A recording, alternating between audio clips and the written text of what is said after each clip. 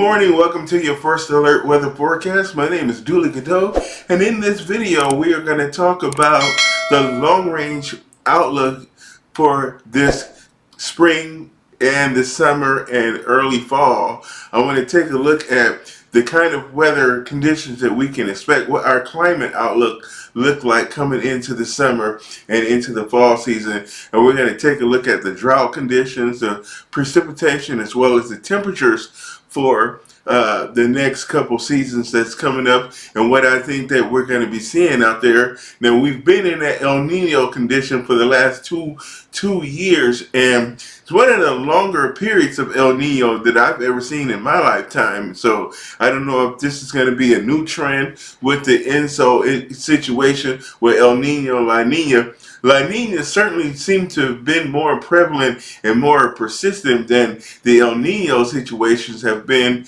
and the ENSO neutral situations have been far less common lately, as there was a time where there was a 7-year interval between El Nino and La Nina, so you would have a season of El Nino that would last maybe 9 to 12 months, and then you would go into ENSO neutral conditions, and that would last for 7 years before you would see a La Nina, and then you would have that same rotation, 7-year period, then El Nino.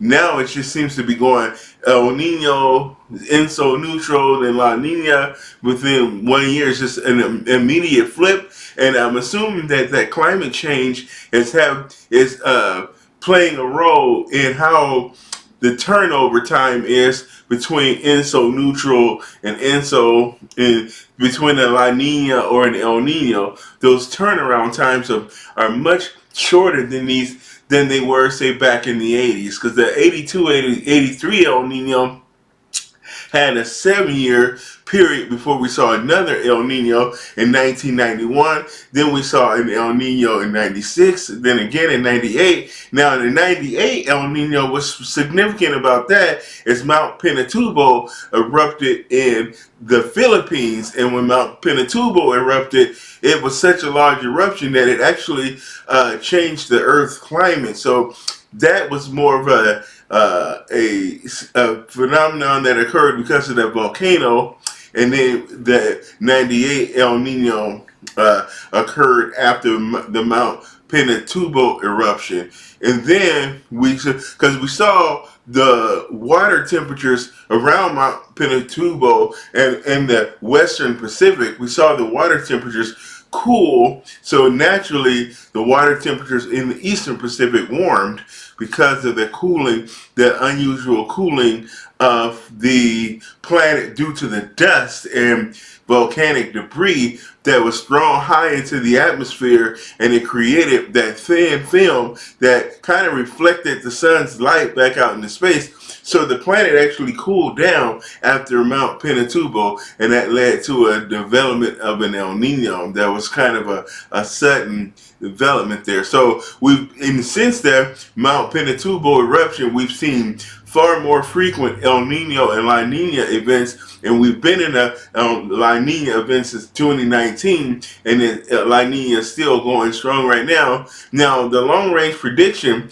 is that the La Nina that we're currently dealing with is going to start to subside as we move maybe through the summer months. It was expected to end earlier in the spring, but now the latest projections is that it's going to continue into the summer. So we'll have to wait and see. The possibility is that we have that 50% chance that we can go ENSO neutral by the summertime. So we're going to take a look at the long range projections and see if we can see those teleconnections in either the dissipation of La Nina or the continuation of La Nina. So let's jump into our first diagram here and take a look at what we're going to be seeing over the next few days. At least we're going to start with the next week. Here we're looking at the April 17th through the 21st, and we're going to be talking about what our temperature outlook is going to be, and we're going to see those temperatures take place, and we're going to see those below average temperatures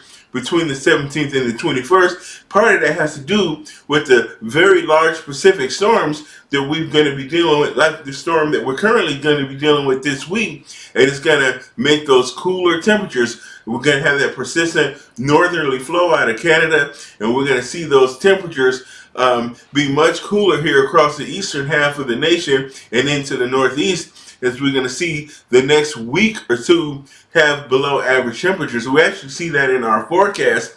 So that's going to be verified by the weather forecast that we currently have.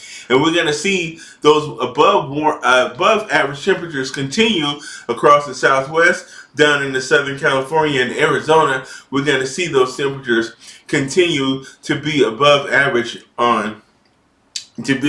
normal on average right now. So that is what we're going to be seeing between the 17th and the 21st. Here's our precipitation outlook for the April 17th to April 21st. Continue above average precipitation out on the East Coast. So if you look at the East Coast and the Northeast, we're going to see that trend to be above average, as we're going to have more as storms that's going to pull up Gulf Mexico, and we're going to have Gulf Stream moisture coming up off of the Atlantic. So storm systems coming through this way and into the Ohio Valley and into the Northeast are going to have a lot of that tropical moisture to work with. So we're going to see wetter systems on the east as opposed to systems coming from the west and coming down out of Canada, because that's going to pull a lot of their air off of the landmass. The landmass is going to be obviously relatively dry, and they may be able to pull up some moisture off of the Gulf of Mexico, but you won't see that phenomenon take place until the storm system actually moves to where it can access that Gulf of Mexico moisture. But when the storm is coming from the west, if it's not pulling in, dragging air in off of the Pacific with it, because a lot of that moisture rings out as the storm goes over the mountains. So if you're on the western side of the Rocky Mountains or the Appalachian Mountains or the Sierra Nevadas, if you're in California, you're going to see all the precipitation on that side. But the storm pretty much shears up and disorganizes as it goes through the mountains. But once it gets out into the plains on the lee side of the mountains, you will see it can then access that moisture off of the Gulf of Mexico. But by that time, it's pretty much in the eastern section of the country, the East Coast, and so you're going to see those situations where you can see more moist storms as the storm moves off to the east and onto the East Coast and then to the Northeast. Then you can finally start pulling up moisture off of the Gulf of Mexico or off of the Atlantic. And here we're going to see our 6 to 10 day temperature outlook. And actually, we're going back. Let's keep going forward here. We don't want to go backwards. Now we're going to look at the 14-day temperature outlook, and this is valid from April 19th to the 25th as far as our temperatures are concerned. Below average temperatures are going to continue here across the east as we have been dealing with those storms like this, and we have a few. When I look at the long-range GFS and the European model, the GFS goes out 2 weeks. European does about 10 days. And when you look out, and I see several large storms that's going to move across the northern tier of the nation. Now, one thing about those storms that's going to be moving across the northern half of the nation, across the upper plains, the northern plains and the Great Lakes and the Ohio Valley, storms taking that track are going to have access to that cold air up in Canada. So they're going to be pulling cold air down out of Canada. So we're going to see more situations where we're going to have those modified Arctic air masses come down out of Canada as with that polar vortex that's up there. So we're going to see those modified Arctic air masses come down. So we're not going to see Arctic temperatures down here in the continental United States naturally, but because of the time of the year and those sun angles, is going to warm that ground a lot more efficiently. So those cold air masses will be warmed relatively quickly by those warmer, higher sun angles, but we're going to still see cooler than average temperatures as a result of those repeated storms that's going to be moving across the northern tier of the nation. So as we look at our precipitation outlook, we're going to see above average here continue for the northeast. We're going to see things continually be dry across the southwest, because what happens? Drought brings on more drought. So when you got dry conditions, it perpetuates dry conditions, because whenever storms do come on shore, if it's a weaker storm, because that atmosphere is so dry, it's hard for a storm to moisten the column all the way down to the surface to get rainfall to reach the ground. So you can get storm systems where the rainfall never reaches the ground because it's been so perpetually dry, and takes a hefty storm just to get that moisture to reach all the way down to the ground. You would kind of need a very strong storm, but a lot of these weaker systems that may come on shore may not have enough to moisten the atmosphere, especially out here in the deserts and in these areas that we've been seeing extreme drought, like here in West Texas and southern New Mexico, of course, and into the central plains, into Nebraska and Kansas, Oklahoma, and we're also been dealing with it in East Colorado, Wyoming, eastern Montana. We've been seeing those very dry and drought-stricken conditions, and we've also seen drought in the Pacific Northwest as well. So we've been very drought. So it's kind of nice to see that we'll see some above average precipitation for a change there in the Pacific Northwest. We've been seeing an increase in the amount of precipitation in the Pacific Northwest over the last couple of weeks. We've had a few storms move through that region right now. So it's kind of nice that they're going to get some relief from their drought situation, but they need a lot more to ease those drought conditions that they've had in the Pacific Northwest. Now here we are looking at the temperature outlook for the next 3 to 4 weeks. This is going to take us out to from April 23rd into May 6th. We're going to see those dry conditions continue across the Southwest because drought perpetuates drought. So we're going to see it dry in the Southwest. We're also going to see it dry up here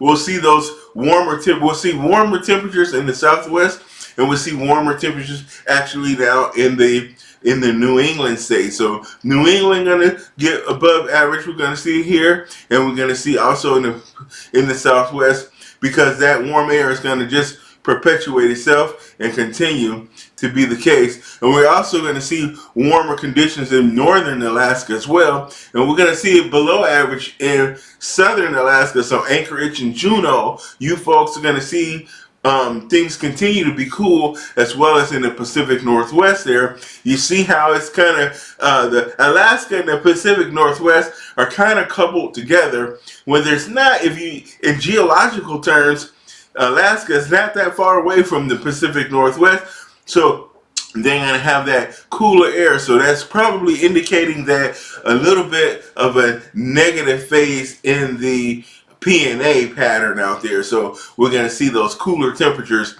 in the Pacific Northwest as well as in southern Alaska over the 3 to 4 week period there to May 6th. So here we are looking at our precipitation outlook through May 6th. We're going to see those below average continue through the Intermountain West, Central California, into Nevada, as well as into Western Texas and New Mexico as well. We're going to see those dry conditions predominantly there, but the rest of the country, we're going to see equal chances for above normal, normal, or below normal. So that's about a 33% chance for anything happening, for it to be average, below average, or above average. So there's nothing signifying any major changes in the pattern over for the precipitation. So we're going to pretty much continue seeing what we've been seeing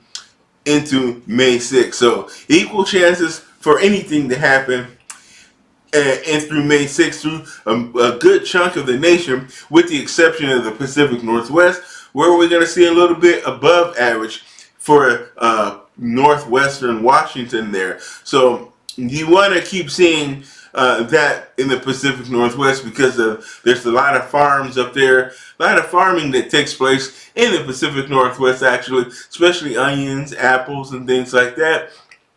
So it's good to see some meaningful precipitation up there for the Pacific Northwest. Now, as we look at our seasonal outlook for our temperatures, this is for as we go into September.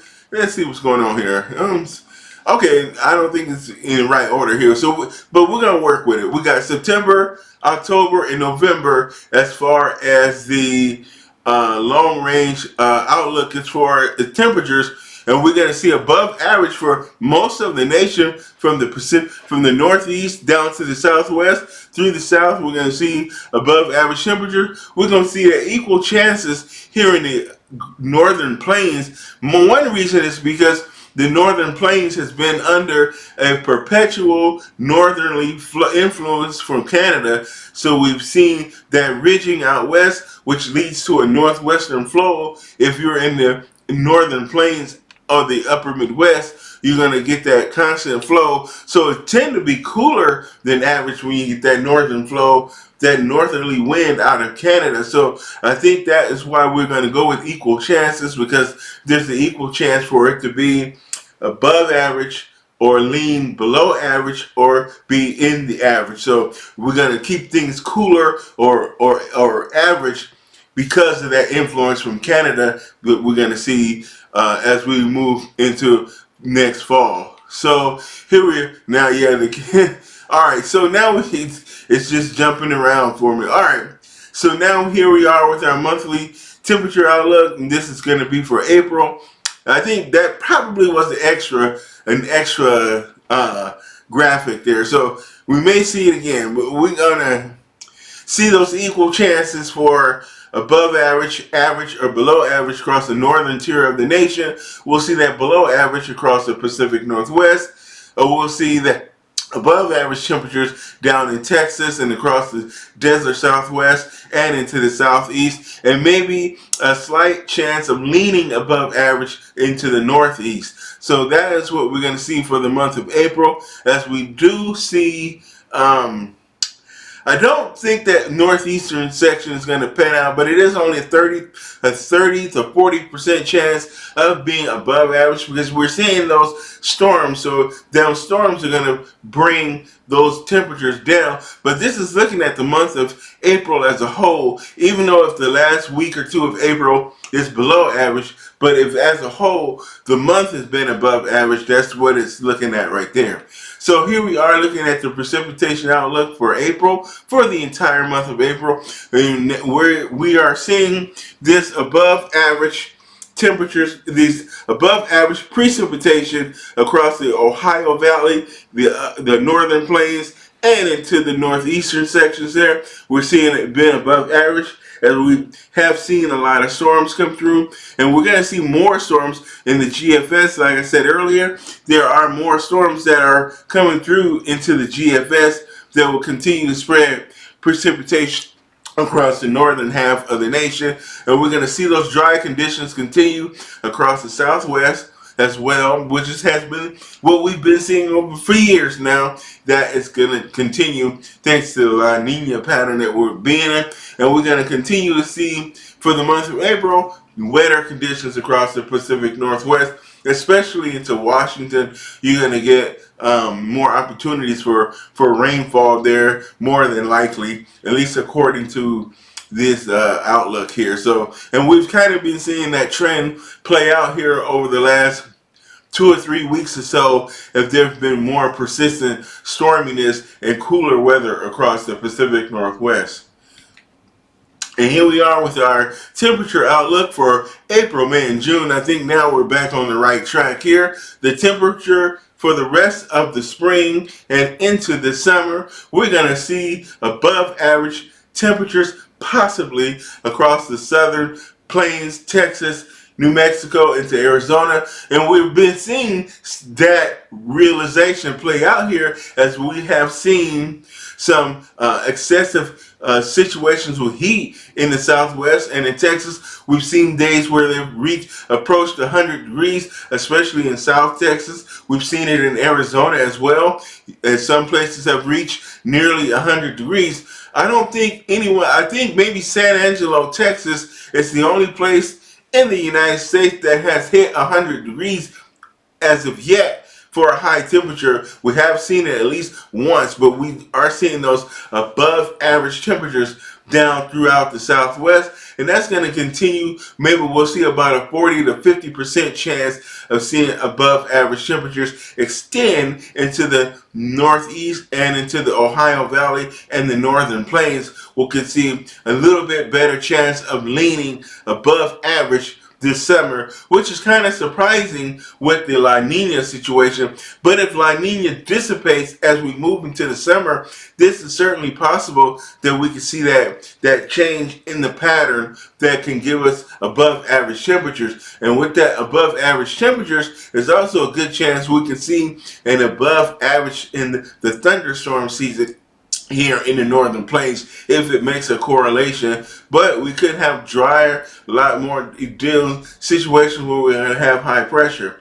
And here we are looking at the precipitation outlook for the rest of the spring and into the summer. And what we're going to be dealing with is below average precipitation in the Intermountain West, into the Central Plains, as well as around Texas. We can see that potential for dryness to continue. Those drought conditions are expected to persist. We're going to maybe get a little bit of relief down in the far Southwest, Southern California, Arizona. We might see more seasonal precipitation, but it's typically dry down there anyway. The storm season is pretty much ending for California, so whatever little precipitation they would typically get, itchy nose, whatever precipitation they would typically get in April and May and maybe into June isn't that much to work with, because it's kind of like the dry season for those folks down there, at least moving into the dry season, at least before the monsoon season will start up in the desert Southwest and Arizona. But April, May, and June is typically very, very dry for those folks down in Arizona and Southern California. We're going to see here above average precipitation across the Ohio Valley, as we're going to see, and we're at least in the near future here, according to what I'm seeing in the GFS, is we're going to see more weather systems move across the Northern Plains and into the Great Lakes area. The next few storms are going to take that track into the Northern Plains and into the Great Lakes, and they're going to move off into Canada, Southern Canada. So we're going to see that trend continue for the next few weeks. So we'll have to see if it continues into June, where the storms that come across the country move more towards the northern jet stream, more so than southern jet stream. And here we are with the seasonal temperature outlook for July, August, and September. This is the summer that's going to take us into fall. We're going to see above average pretty much predominantly everywhere across America. We got a greater than 50% chance of above average temperatures in the Northeast, as well as down in the Southwest and in the Intermountain West and the Deep South, the far Deep South into Florida. We're going to see those above average temperatures be expected. That's kind of a look what we're going to stick for that. And here we are with the precipitation. Below average precipitation across the high plains, the northern Rockies, and the upper Midwest. We're going to see below average precipitation. Above normal precipitation for a change in the Southwest, southern Arizona. I would think this is going to be because of an enhanced monsoon flow from the deserts into the desert Southwest. The monsoon flow comes across the Gulf of Mexico, and those tropical waves move onto the shore of Texas and northern Mexico, and then move into the desert southwest, and it enhances the monsoon moisture in southern Arizona. So that could possibly, in the last few years, the last year, maybe two, were kind of disappointing for the folks in southern Arizona for a good monsoon season. But this could mean that we could have an improvement in the performance of the monsoon season as we go into the summer months for as far as the precipitation is concerned. And of course, the mid-Atlantic states have the potential to see an above average summer as well, with above average precipitation. And here we are with the August, September, October for the seasonal temperature outlook for this coming for the summer into the fall. So we're going to see equal chances across the northern plains, above average potentially across the southwest and the mountain west. Above average temperatures will continue for the New England states and the Northeast. And also down in Florida, a stronger chance of being above average. But we're going to see above average temperatures overall across the nation. So it's going to be another warm summer on tap for the United States and even into Alaska as well. Above average temperatures is expected to continue to be in place for August, September, and October. So whether or not that means that a warmer winter is on tap, maybe an El Nino, maybe. We'll see. We'll have to just wait and see. But we will see some a warmer summer and into the fall as we move into your fall months. We will see, but we do kind of see a warm up as we move into fall out of summer.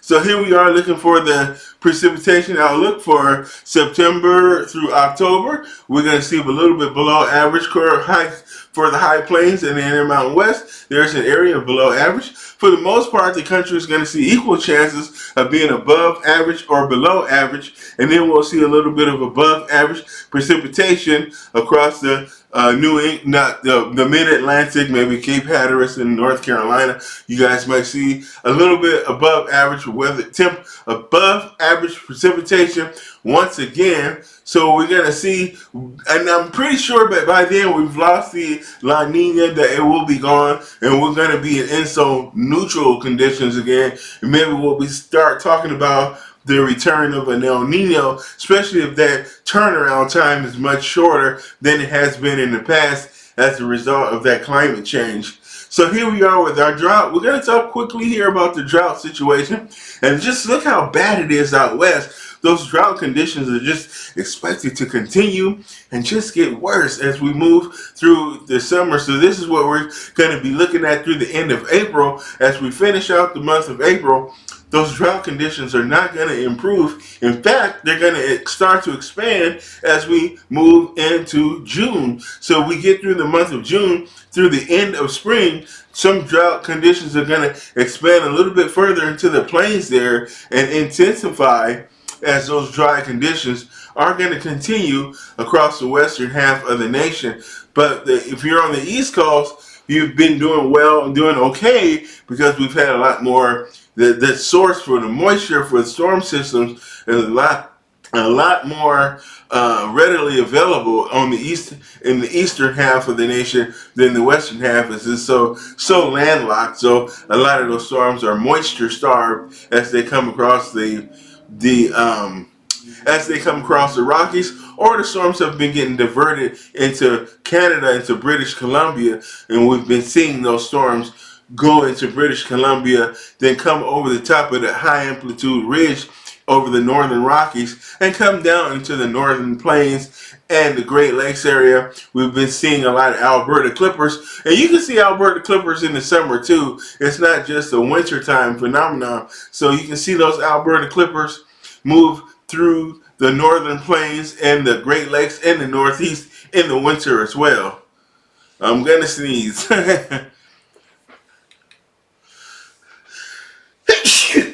Okay, all right, so moving right along here. So let's talk about the flood outlook for the United States. Now, the flood situation, I don't think is going to be as bad this year. One of the reasons is warm-ups have been very slow. So any snow across the northern tier here in the Great Lakes and the northern plains has been slow to melt.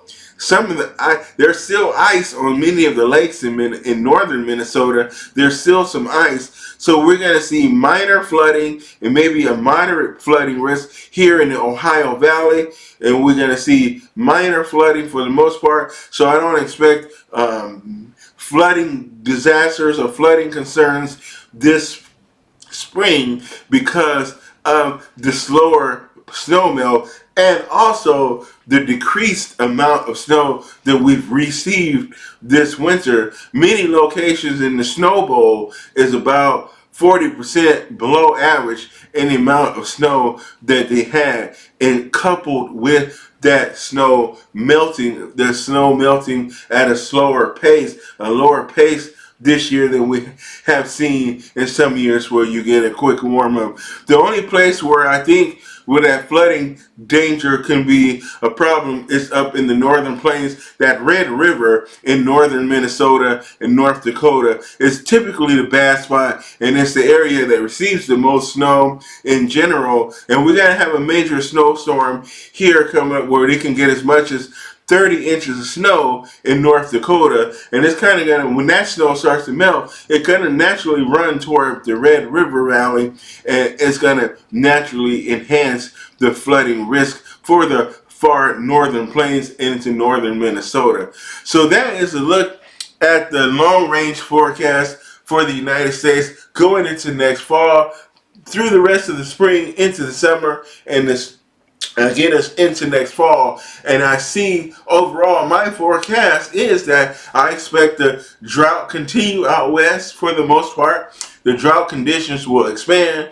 The fire weather will expand as well. The situations with fire, dry lightning is going to be an issue as we move into the summer months as well. So we're going to see a lot of fire sparked by lightning. So camping issues, people with campfires are gonna so possible human activity is gonna also contribute to the increased fire danger that we're seeing out west. Also in Canada is also pretty bad as well, the situation with fire. So I do expect if you're in the plains, the Great Lakes, or areas east, then you're going to deal with a lot of days where it's a lot of thick smoke in the air because of the fires from out west, and that smoke being carried in the upper levels of the atmosphere from west to east. So the fire and the smoke problems will be there this summer as well. Drought conditions. We'll see our typical summer afternoon thunderstorms rotating around big areas on the peripheries of big areas of high pressure, with very short waves traversing over the top of those ridges of high pressure in the summer. So we're going to see our typical summer precipitation, which is very isolated and scattered. It's not widespread. So precipitation, there's not going to be any drought busting storms during the summer months. So the drought situation is continue. It's going to be hot across the southwest and the deep south. Again, the heat is going to be extreme. I think we'll set some temperature records this year, this summer and spring and summer and into the fall. We're going to set some that language of hottest season on record is probably going to be mixed in there as well. So anyway, that is a look at the long range forecast. And not the forecast per se, but what we can expect to see, the type of weather, our climate prediction coming into the summer and into the fall. My name is Dooley Godot. Thanks for watching this video. This video is not going to be for everybody, so but if you have an interest and need to know what the long range weather outlook is going to be as you go into summer and fall, you may have farming interests, or you might work in the construction trades or petroleum, and you might want to know what the weather climate is going to be like because it's pertinent to your business. This is kind of video that you want to watch. My name is Dooley Goodell. Thanks for watching. I'll be back with the Twin Cities forecast as well as the national forecast later today, as I will post 2 to 3 videos per day. Thanks for watching. Oh, also, if you're watching this channel, please subscribe to the channel, leave your like and your comments down in the comment section. And thank you and have a great day. I will see you guys later.